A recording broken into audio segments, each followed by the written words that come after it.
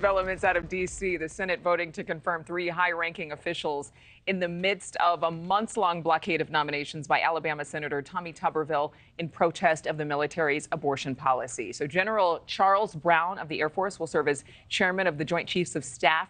The Senate also voting to confirm General Randy George of the Army and Senator Chuck Schumer pushing for these votes when Tuberville broke his own blockade, short-term, of military promotions. General Eric Smith of the Marine Corps is expected to get a vote today. Julia Manchester from the Hill is with me right now. So was Chuck Schumer finally really forced? Was his hand forced to vote on these positions, including the upcoming vacancy of Mark Milley from the Joint Chiefs, because of Tuberville's actions? Hey, Adrienne, sort of.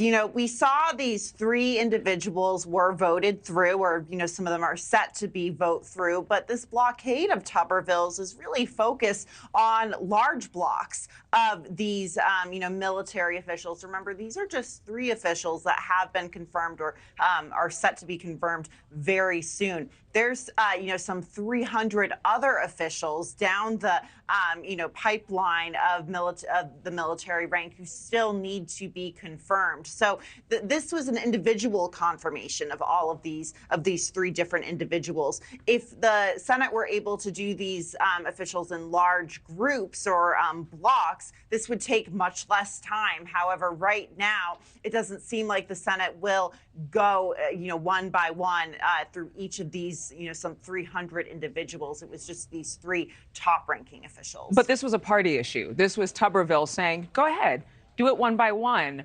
I welcome that. And this was something Democrats actually said they would not do.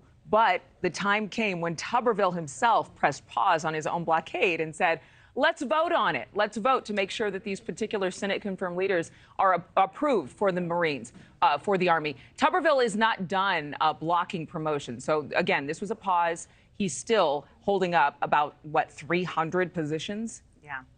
Yeah, and look, I think there's 2 ways to look at this. I think for someone like Tuberville, you could say, yes, my blockade was successful in this case because I hit pause. However, Democrats, and including many Republicans and some Republicans in Senate leadership, would say, look, this was a necessity. They need to get these officials through because there are vacancies in, various high-ranking spots in the military, whether it's the Army or the Marines or the Navy. So this was seen as a necessity to get these officials through, especially as Mark Milley is set to step down as the Joint Chiefs of Staff. So I think there is a bit of relief from Democrats and some Republicans, but still, like you said, Adrienne, a lot more officials to go. All right. Julia, one quick question. Do you think this could open the door to more one-offs for these nominees still in limbo?